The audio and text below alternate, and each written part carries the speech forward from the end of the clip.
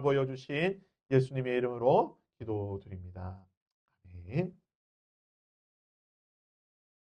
탄핵 선고가 아마 다음 주면 있을 것 같다는 그런 뉴스와 예측이 한번 돼버린 것 같습니다. 어제도 그렇고 오늘도 그렇고 주말 전국 각지에서 탄핵에 찬성하는 또는 탄핵에 반대하는 그러한 집회가 지금 열리고 있는데요. 찬반이 아주 격렬하게 지금 나뉘어져 있는 그런 상황입니다. 무엇을 하든 찬성이 있고 반대가 있습니다. 100% 찬성, 100% 반대는 북한에서나 가능한 일이고요. 아마 대부분의 나라에서는 100% 찬성과 100%의 반대는 없습니다. 거의 뭐 5대5, 6대4 정도의 비율로 찬반이 나뉘는 것이 보통의 현상입니다. 그래서 독일의 철학자 헤겔은 이 세상의 역사를 정반합, 그러니까 정이 있고 그에 대한 반이 있고 이 두 개가 합쳐져서 하나의 역사를 이룬다라고 세상의 역사를 보았던 것입니다. 세상의 모든 종교 그리고 세상의 모든 종교의 교리들은 다양한 해석이 있고 하나의 해석에 반대되는 해석이 반드시 존재하게 됩니다. 따라서 이 때문에 교파가 갈라지게 되기도 하고 또는 그 종교가 갈라지는 모습도 보게 됩니다.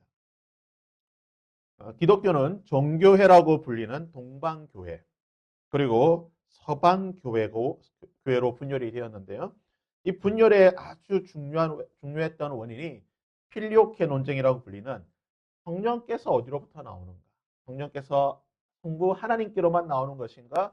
성령께서 성부 하나님과 성자 예수님께로 나오는가? 이 성령의 교원의 문제 때문에 동방교회와 서방교회가 갈라지게 된 것입니다. 그 서방교회는 다시 천주교와 개신교로 나뉘어지게 되는데요. 우리가 잘 알고 있듯이 마리아를 어떻게 고백하고 인정하고 있는가? 또한 구원은 전적인 하나님의 은혜이냐 아니면 우리의 공로가 필요한 것이냐? 이 문제로 인하여서 천주교와 개신교가 분열이 되고 나뉘어진 것입니다. 이슬람도 마찬가지입니다. 예언자 무함마드의 죽음 이후 이슬람은 수니파와 시아파 이 두 개로 나눠지게 되는데 무함마드의 후계자인 칼리프를 무슬림 공동체가 뽑을 수가 있느냐 아니면 무함마드의 혈통을 이은 그 무함마드의 핏줄에서 후계자가 나와야 되느냐 이것으로 이제 수니파냐 시아파로 분열이 되는 것을 보게 됩니다. 불교 역시 마찬가지죠. 불교는 깨달음의 종교라고 합니다. 그래서 불교는 이 깨달음에 어떻게 얻을 수가 있는가? 이 깨달음을 얻는 방식과 깨달음 이후의 수행의 삶의 문제로 불교는 나눌 수가 있습니다. 그래서 모든 중생들, 이 땅의 모든 중생들을 구제해야 된다라고 생각하는 것이 대승불교고 아니다.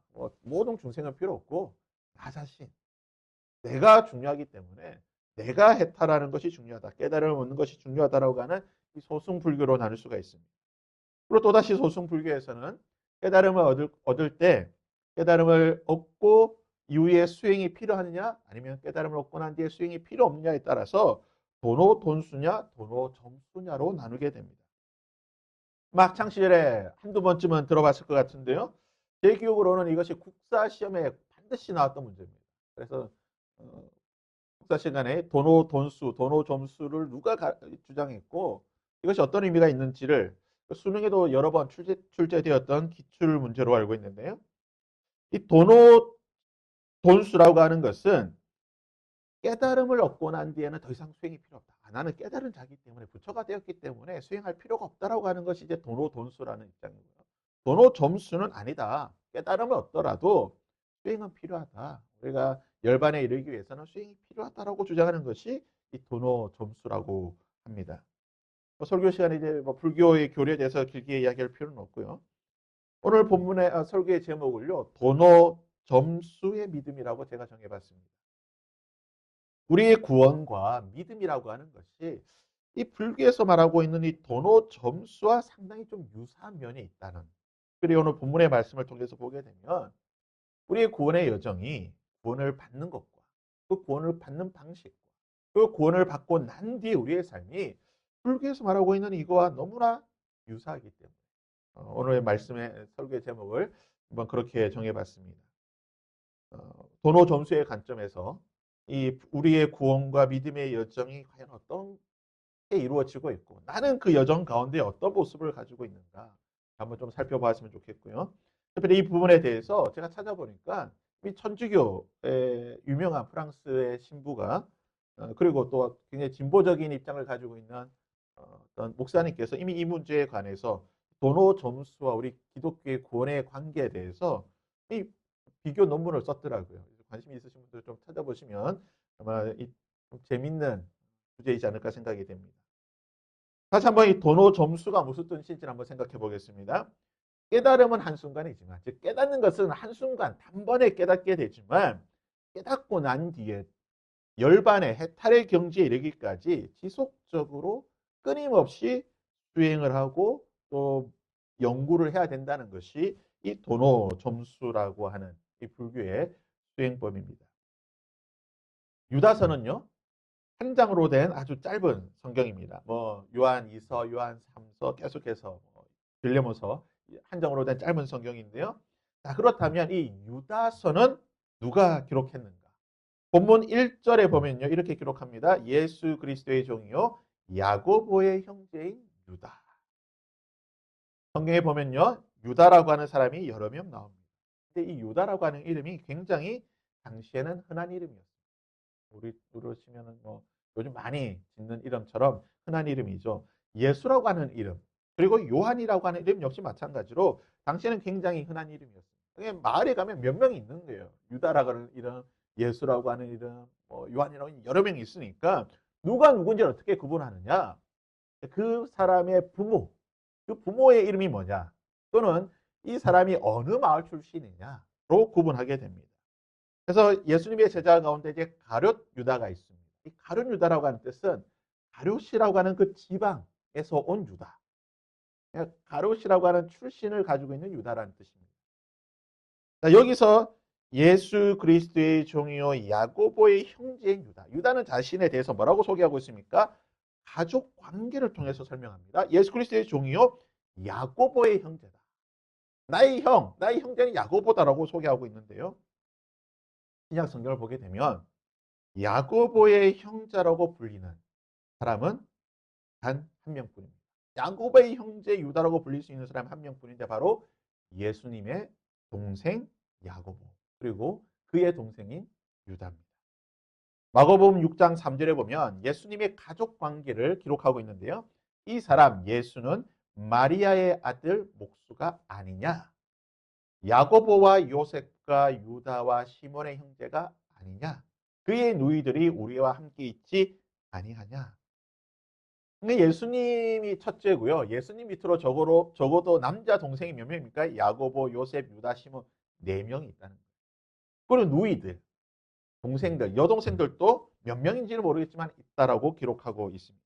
자, 그렇다면 유다서의 저자가 예수님의 동생인 유다라고 한다면 그러니까 야고보서에도 제가 잠시 말씀드렸지만 예수님의 동생으로 예수님을 가장 오랜 기간 동안 그 예수님을 가장 가까이에서 살펴보았던 사람입니다. 예수님에 관해서 누구보다도 잘 알고 있는 사람이에요. 이 말은 예수님께서 말씀하신 복음의 핵심에 대해서, 복음의 진리에 대해서 그 어떤 사람보다도 명확하게 가장 정통하게 이해하고 말할 수 있는 사람이 누구이냐? 바로 야고보와 유다라는 것입니다. 자, 이 유다가 구원에 대해서 우리가 지금 받은 우리가 누리고 있는 이 구원에 대해서 무엇이라고 말하고 있습니까? 3절 말씀인데요. 다시 한번 읽습니다. 사랑하는 자들아 우리가 일반으로 받은 구원에 관하여 내가 너희에게 편지하려는 생각이 간절하던 차에 성도에게 단번에 주신 믿음의 도를 위하여 힘써 싸우라는 편지로 너희를 권하여야 할 필요를 느꼈노니. 여기서 유다가 말하고 있는 구원 유다는 구원에 대해서 무엇라고 정의하고 있습니까? 우리가 일반으로 받은 구원에 관하여. 우리의 구원이 무슨 구원이라고 말합니까? 일반으로 받았다. 자, 일반이라고 하는 이 단어를 제가 헬라어 원어로 찾아보니까 코이노스라고 하는 단어입니다. 코이노스. 근데 이 코이노스에서 어떤 단어가 나오게 되냐? 코이네라고 하는 단어가 나오게 되는데요. 신약 성경은 헬라어로 기록이 되어 있습니다. 근데 특별히 그 헬라어 중에서도 헬라어도 이제 종류가 한 세네 가지가 있는데요. 이 헬라어 중에서도 당시 일반 서민들, 보통 사람들, 서민들, 일반인들이 많이 쓰는 헬라어가 코인의 헬라어라고 합니다. 그래서 신약 성경은요, 코인의 헬라어로 기록이 되어 있습니다. 그래서 초대교회 당시에 소아시아와 여러 이 아시아 지역에 복음이 전파되고 많은 사람들이 복음을 듣고 받아들일 수 있었던, 그리고 바울이 교회들에게 편지하면서 이 편지를 읽으라고 말할 수 있었던 비결이 무엇이냐? 그것은 바로 일반인들이 쓰고 있던 그 코인의 헬라어로 성경이 기록이 되었기 때문에, 즉 모든 사람들이 그냥 쉽게 듣고 이해할 수 있었기 때문에 복음이 쉽게 전파되고 또 복음의 귀한 역사가 있었다라고 성경학자들은 이야기합니다. 그래서 이 코이노스라고 하는 말은 일반으로 번역이 되어 있지만, 이 일반이라는 뜻이 보편적인, 그러니까 보통 사람들을 가리키는 그러한 단어라고 볼 수가 있습니다. 근데 재미있는 것은요, 이 코이노스라고 하는 단어가 신약 성경에 모두 14번 쓰여 있는데, 이 14번 쓰이는 동안 대부분 10번 이상이 어떤 의미로 쓰여 있느냐? 속되다, 부정하다, 또는 좀 뭐라고 할까요? 좀 가치가 낮다. 그러니까 속되다, 부정하다, 아니다, 좀 안 좋은 좀 그런 뜻으로 쓰였다는 거예요. 왜 그렇습니까? 일반이란 뜻을 가지고 있는데 왜 이렇게 부정적인, 좀 속되고 낮은 그런 뜻으로 쓰였는가? 그건 조선시대 세종대왕이 한글을 만들었을 때에 당시 주류 사회였던, 이 지식 사회였던 양반들이 한글에 대해서 뭐라고 평했습니까? 언문이다, 낮은 글이다, 비천한 글이라는 거예요. 서민들이, 일반 조선 백성들이 쓰던 그 한글은 아주 질이 낮은 비천한 글이다. 그래서 이 코이네라고 하는 말이, 코이노스라고 하는 말이 속되다라고 하는 그 의미를 가진 것은요, 높은 지위를 가진 그런 뭐 부자들이나 귀족들이나 왕족들을 위한 것이 아니라 일반 서민들, 정말 낮고 낮은, 정말 아주 뭐라고 할까요? 길거리에서 그냥 볼 수 있는, 시장에서 그냥 볼 수 있는, 그냥 일반적으로 우리가 흔히 마주치는 그런 아주 낮고 낮은 일반적인, 그래서 가치가 없고 비판하고 속되라고 불릴 수 있는 그런 뜻을 가지고 있다는 겁니다. 한번 정리를 해볼까요? 우리가 받은 구원이 무슨 구원입니까? 일반으로 받은 구원. 일반으로 받았다라고 하는 것은 특수한 계층, 왕후장상, 귀족, 왕족들을, 그런 소수의 사람들, 자격되는 사람들이 가지는 구원이 아니라 모든 사람, 시골의 촌로와 시장의 상인과 길거리에서 뛰어노는 그러한 아이들, 모든 평범한 사람들이 받을 수 있는 구원이라는 것입니다. 여기서 일반으로 받은 구원이라는 이 말을 통해서 우리는 구원에 관한 아주 중요한, 가장 핵심적인 진리를 보게 됩니다. 그것은 무엇입니까? 구원은요, 보편성을 가진다는 겁니다. 구원은 결코 누군가가 또는 어떤 특정한 무리들만을 받을 수 있는, 독차지할 수 있는 그런 것이 아니라는 겁니다. 우리가 이 사실만 알아도요, 일반으로 받는 구원이라고 하는 이 단어의 뜻만 이해를 해도 우리는 신천지나 또는 다른 이단에 빠질 수가 없습니다. 왜 그렇습니까? 구원이라고 하는 것은요, 신천지에서 말하듯이 우리 14만 4천 명만 받을 수 있는 것이 아니라는 거예요. 특수한 자들만 받는 것이 아니라는 겁니다. 어머니 하나님을 말하는 그 하나님의 교회 사람들만 받을 수 있는 것이 아니라는 거예요. 성령으로 말미암아 예수 그리스도를 주라고 고백하는 자 누구든지, 하나님을 아버지라고 부를 수 있는, 성령으로 말미암아 하나님을 아버지라고 부르는 모든 자, 그가 누구든, 왕이든 딱 낮은 자리에 있는, 그가 누구든 보편적으로, 일반적으로 모든 자가 구원을 받을 수가 있다는 것입니다. 구원의 보편성, 구원의 우주적인 보편성을 보여주는 말씀이 바로 우리가 일반으로 받은 구원이라는 것입니다. 자, 그렇다면 우리가 받은 구원이 이런 보편성을 가지고 있는 구원인데, 다시 말해 이 지구상의 모든 자들이 누구나가 다 받을 수 있는 구원인데 그렇다면 이 구원을 우리는 어떻게 받을 수 있습니까? 모든 자가 다 받을 수 있는 구원이지만 그 모든 자들 중에서 어떻게 우리가 이 구원을 받을 수가 있는가? 예수님의 동생 유다는 뭐라고 말하고 있습니까? 성도에게 단번에 주신 믿음의 도. 우리에게 믿음이 어떻게 왔다고 말하고 있습니까? 성도에게 단번에 믿음을 주셨다. 우리가 받은 이 구원, 우리가 받은 이 믿음, 우리 속에 있는 이 믿음이라고 하는 것은요, 단번에 주신 믿음이라고 말하고 있습니다. 근데 헬라어로 이 단번이라고 하는 단어를 보니까요, 하파스라고 하는 단어를 쓰고 있습니다. 근데 하파스는요, 대략적으로 세 가지의 뜻으로 번역을 합니다. 한 번, 한 번, 그러니까 한 번, 두 번, 세 번 할 때 그 한 번에 주시는 또는 단번에. 그러니까 무엇을 줄 때 그냥 단번에 준다고 말하죠. 단번에. 그리고 세 번째는 한꺼번에 준다는 뜻을 가지고 있습니다. 그래서 우리에게 주신 믿음, 우리가 받은 구원이라고 하는 것은요, 우리에게 단번에 주신 믿음이고, 한꺼번에 주신 믿음이고, 그리고 한 번 주신 구원이라는 것입니다. 이 말에 대해서 짧게 한번 생각해 보겠습니다. 하나님은 우리에게 구원과 믿음을 주실 때에 또는 이 믿음의 구원의 역사를 이루실 때에 어떻게 구원의 역사를 이루셨습니까? 단번에 이루셨다고 말합니다. 로마서 6장 10절에 보면 그가 죽으심은 예수 그리스도의 십자가에 죽으실 때에 단번에 죽으셨다. 그러니까 두 번, 세 번 죽는 것이 아니라 희생 제물처럼 여러 번 죽는 것이 아니라 한 번, 단번에 십자가에 죽으심으로 구원을 이루셨다. 베드로전서 3장 18절에는요. 그리스도께서 단번에 죄를 위하여 죽으셨다. 단번에 이루셨다는 거예요. 히브리서에서는요. 무려 6번에 걸쳐서 말하고 있습니다. 그가 단번에 자기를 들여 구원을 이루셨다. 단번에 성소로 들어가셨다. 자기를 단번에 제물로 드리셨다. 그리스도도 많은 사람의 죄를 담당하시려고 단번에 들이신 바가 되었다. 섬기는 자들이 단번에 정결하게 되었다. 예수 그리스도의 몸을 단번에 들이셨다. 우리가 받은 구원, 이 구원의 역사를 위해서 하나님께서 어떻게 하셨는가? 단번에 이루셨다. 구원의 역사를 이루기 위해서 하나님께서 여러 번 시도하고 도전하신 것이 아니라 단번에 구원을 이루시고 단번에 구원의 역사를 이루시고 이 구원의 역사를 어떻게 우리에게 주셨다고요? 단번에 주셨다. 그리고 우리에게 주신 이 구원은요. 한꺼번에 주신 구원이고 믿음입니다. 우리가 믿음을 뭐라고 말합니까? 믿음은 들음에서 난다라고 말합니다. 우리가 듣는 것은요. 누구 때문에 듣게 되는 것입니까? 성령께서 주시는 선물. 하나님이 주시는 은혜인 것입니다. 성령께서 우리에게 말씀을 듣게 하시고 성령께서 우리의 믿음을 위하여서 중보해 주시고 성령께서 우리에게 믿음을 선물로 주시는 것입니다.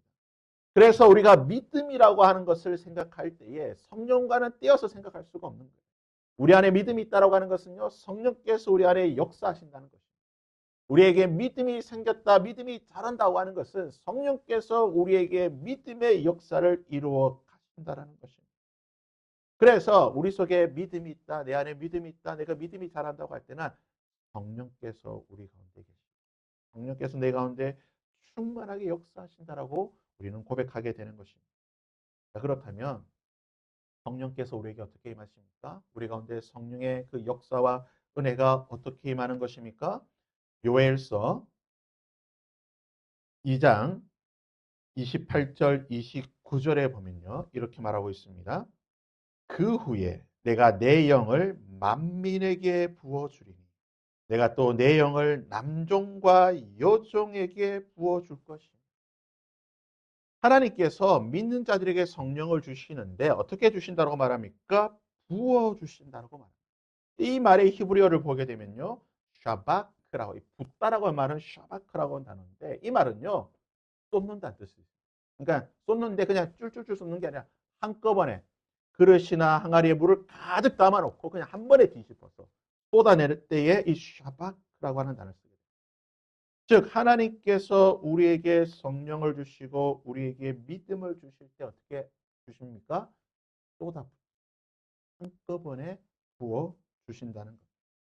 이제 봄이죠. 어제 보니까 날씨가 굉장히 좋더라고요. 봄이 되면요, 이 각종 씨앗들의 새싹들이 자라나게 됩니다. 여러분, 그 다큐멘터리를 보게 되면요, 씨앗이 이렇게 자라는 모습을 이렇게 한 번씩 볼 때가 있습니다. 이 씨앗이 이제 발화라고 하죠. 두꺼운 껍질을 깨고 새싹이 나오면서 단단한 흙을 뚫고 나오는 모습을 보게 되면 여러분 한 번에 그냥 쑥 나옵니다. 그냥 뭐 이렇게 나오는 게 아니라요. 그 다큐멘터리를 보게 되면요, 이 씨앗에서 새싹이 나올 때 그냥 한 번에 그 껍질을 뚫고 나오게 되고 단단한 땅을 뚫고 나올 때도 그냥 한 번에 쑥 나오게 됩니다. 믿음이라고 하는 것이 바로 그렇다는 거예요. 우리 완악한 심령 속에 돌처럼 굳어져 있던 아주 단단해져 있던 우리 마음 가운데에 성령께서 물 붓듯이 부어주시게 되면요, 우리 안에 믿음이 어떻게 자랍니까? 한 번에 쭉 자랍니다. 한꺼번에 그냥 우리의 믿음이 자라나게 된다는 것입니다. 그래서 우리의 믿음이라고 하는 것은요, 한꺼번에 자라는 거예요. 또한 우리의 믿음과 구원은요, 한 번 주시는 것입니다. 하나님께서 우리에게 세컨 찬스, 두 번째 기회를 주시는가? 이에 대해서 굉장히 많은 논란과 논쟁이 있지만 구약 성경을 살펴보게 되면요, 하나님께서 우리 인생들에게 두 번째 기회를 주시는 경우는 극히 드뭅니다. 정말 하나님께서 사랑하시고 정말 특별한 경우가 아니고서는 하나님께서 세컨 찬스를 주지 않습니다. 물론 하나님은 오래 참으시고 기다리시는 분이십니다. 하지만 그 오래 참으시고 기다리시는 것이 한 번의 기회와 찬스를 주시기 위해서 기다리십니다. 하나님께서 한 번 우리에게 은혜를 베푸시고 구원을 주셨는데 그것을 거절하거나 버리거나 잊어버리거나 배교하거나 떠나게 되면 어떻게 되는가? 다시는 기회를 주지 않는 것이 성경에서 보게 되는 하나님의 역사입니다. 그래서 고린도후서 6장 1절과 2절에 보면 이렇게 말합니다. 우리가 하나님과 함께 일하는 자로서 너희를 고난하노니 하나님의 은혜를 어떻게 해요? 헛되이 받지 말라. 하나님 은혜 여러 번 뭐 반복해서 주는 분 아니니까 하나님 한 번 은혜 주실 때 제대로 받으라는 거예요. 이르시되 내가 은혜 베풀 때에 너희에게 듣고 구원의 날에 너를 도왔다 하였으니 보라 지금은 은혜 받을 만하되요 보라 지금은 구원의 날이다. 그러니까 구원을 주실 때 은혜를 베푸실 때 하나님은 한 번 주신다는 거예요. 그 한 번 주시는 날에 그 기회를 놓쳐서는 안 된다는 거예요. 영어 격언에 있죠. 기회, 찬스는 뭐라고요? 앞에 머리가 있다는 거예요. 뒷대머리라는 겁니다. 그래서 기회가 올 때는요, 앞에 머리가 있으니까 바로 잡아야 된다는 거예요. 기회가 지나가고 나면 뒤에 머리가 없으니까 잡을 수가 없다는 거예요. 하나님의 구원과 하나님의 믿음이 그렇다는 거예요. 한 번 주실 때, 그때 기회를 잡아야 된다는 거예요. 그러기에 히브리서 6장 4절과 6절에서는요, 더 심각하게 이렇게 말합니다. 한 번 빛을 받고 하늘의 은사를 맛보고 성령에 참여한 바 되고 하나님의 선한 말씀과 내세의 능력을 맛보고도 타락한 자들에게는 다시 새롭게 하여 회개하게 할 수 없는 택한 찬스가 없다는 거예요. 우리가 너무 하나님의 구원에 대해서 만만하게 생각해서는 안 됩니다. 요번에 좀 신앙생활 하다 좀 나타하면 다음에 조금 다 5년 뒤에 몇 년 뒤에 잘 믿어야지. 이런 경험을 봅니다. 중고등부 사역할 때요. 많은 학부모들이 자녀들을 중고등부 때 대학교 보내기 위해서 교회를 보내지 않죠. 주일학교 달 다니다가 중고등부 때 뭐 잠시 한 6년 그냥 열심히 공부하고 대학교 가서 잘 믿으면 되죠. 대학교 가서 잘 믿습니까? 그런 경우 정말 보기 드뭅니다. 정말 극히 드물었어요. 왜요? 기회는 있을 때 받아야 되는 거예요. 청년 시절에 젊음의 시절에 기회를 받아야 되는 거예요. 그 기회를 놓치니까 20대 30대 돼서 다시 기회가 안 오는 겁니다. 하나님의 은혜를 받을 수 있는 기회가 없다는 거예요. 뭡니까? 하나님은요, 세컨 찬스 정말 잘 주지 않습니다. 물론 주실 때가 있습니다. 완전히 없는 건 아니에요. 때때로 주시는데요. 그것은 정말 극히 드문 겁니다. 하나님께서 정말 사랑하시는 자들, 솔로몬 같은 자들에게 여러분이 솔로몬 같다고 한다면 세컨 찬스를 기대해 보십시오. 그러나 내가 솔로몬이 아니다. 하나님이 나의 이름을 지어줄 정도로 내가 태어나기 전부터 나의 이름을 지어줄 정도로 나를 사랑하는 그런 게 아니다 싶으면 세컨 찬스 없다 생각하시고 한 번 주신 이 구원과 이 믿음을 놓치지 않게 우리는 살아가야 된다는 것입니다. 그러게 우리가 받은 이 구원은 일반으로 받은 구원이고 우리의 구원과 믿음을 위해 하나님께서는 단번에 이 믿음을 주셨는데, 그렇다면 우리가 받은 일반으로 받은 구원과 단번에 받은 이 믿음을 가지고 우리는 어떻게 살아야 되는가?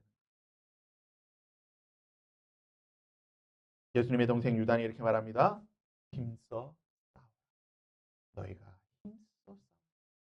너희가 일반으로 구원받았고 단번에 믿음의 도를 받았지만 그럼에도 불구하고 뭐라고요? 힘써 싸워야 된다.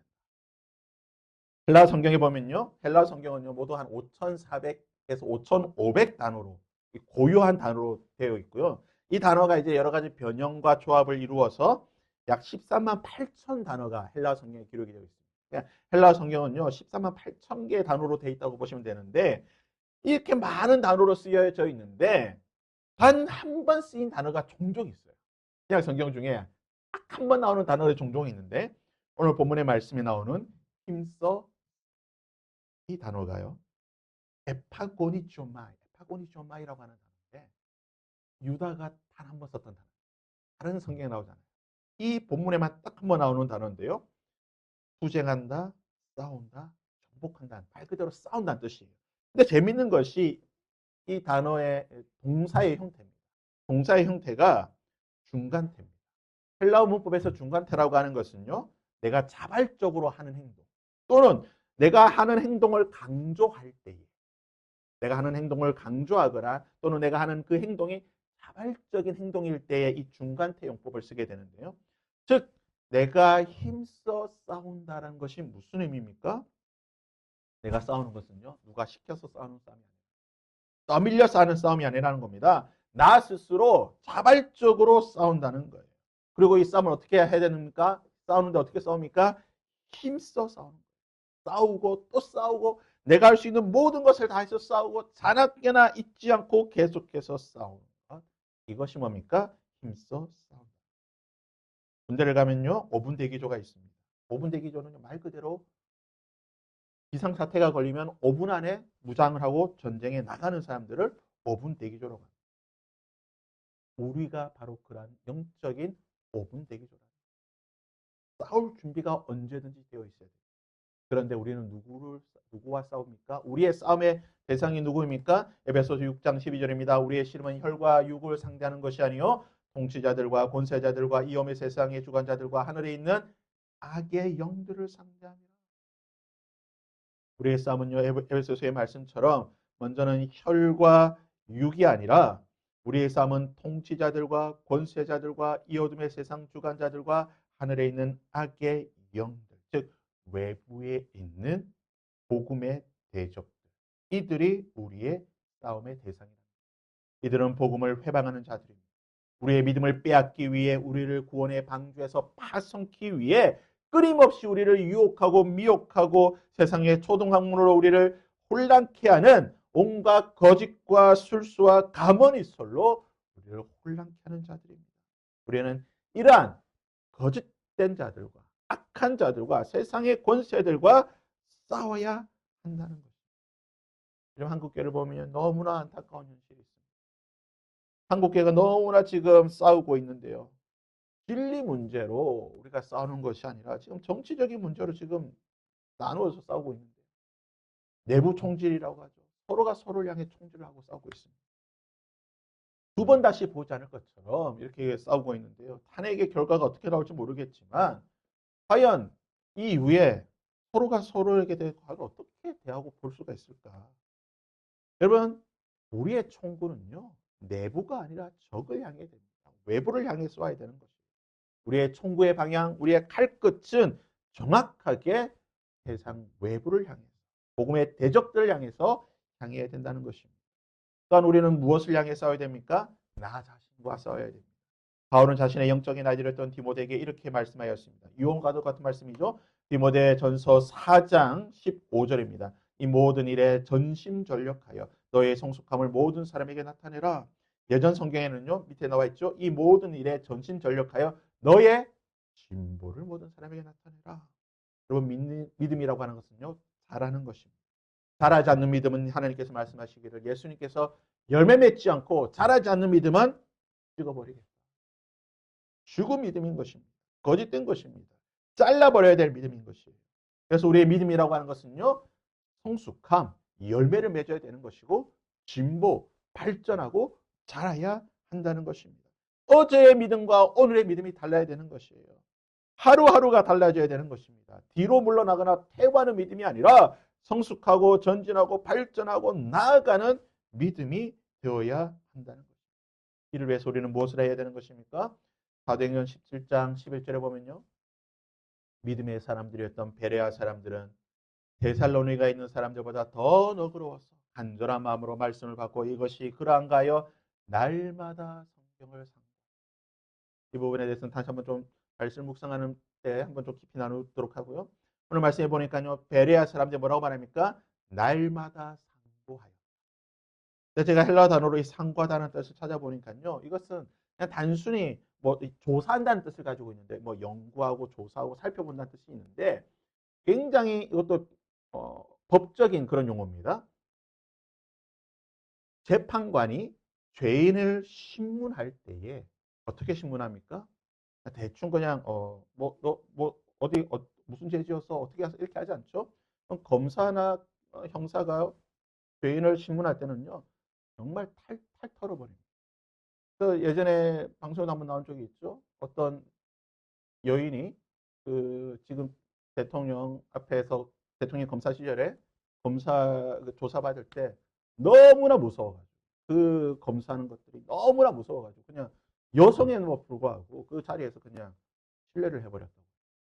그러면 검사나 형사가요, 죄인을 조사할 때는 정말 사돈의 8촌의 모든 것을 탈탈탈 털어가지고 먼지 하나 나오지 않도록 정말 없던 죄까지 만들어낼 정도로 탈탈탈 털어서 조사. 상고한다는 뜻이 바로 그 말이에요. 검사가, 재판관이 죄인을 신문하듯이 정말 모든 것들을 다 조사하고 살펴보고, 베레아 사람들은 하나님의 말씀을 그렇게 살펴봤다. 말씀을 정말 찾아보고 연구하고, 말씀이 그러한가? 정말 이 말씀이 어떠한가에 대한 그 열정을 가지고 하나님의 말씀을 찾아보았을 때에 믿음의 진보와 성숙을 이뤘다는 것입니다. 사랑하는 여러분, 예수님의 동생인 유다는 우리의 구원과 믿음에 대해 짧지만 가장 핵심적인 말씀으로 권면하고 있습니다. 저도 동일한 말씀으로 여러분에게 권면합니다. 사랑하는 자들아, 우리가 일반으로 받은 구원에 관하여 내가 너희에게 편지하려는 생각이 간절하던 성도에게 단번에 주신 믿음의 도를 위하여 힘써 싸우라는 편지로 너희를 권하여야 할 필요를 느꼈느니, 우리가 받은 이 구원, 우리의 단번에 주신 이 믿음 너무나 귀하고 소중한 것이기에 우리가 이것을 잘 지키고 진보와 성숙을 위하여 날마다 훈련하고 연구하고 상고하고 노력하는, 그래야 하나님께서 우리에게 구원과 믿음을 주셨음에 대해 후회하지 않고 기뻐할 수 있는 하나님의 그 구원을 이룰 수 있는 저와 여러분이 될 수 있기를 주님 이름으로 부탁드립니다. 우리 함께 찬양하며 기도하며 나가도록 하겠습니다. 우리 함께 찬양으로 찬양할 때 하나님, 나의 믿음이 하나님 앞에 더 성숙하고 더 진보를 이루는 믿음이 되게 하여 주시고, 하나님, 내가 베레아 사람처럼 정말 하나님 말씀을 상고하고 연구하고 묵상하는 나의 삶이 되게 하여 주시옵소서. 이렇게 찬양하며 나가겠습니다.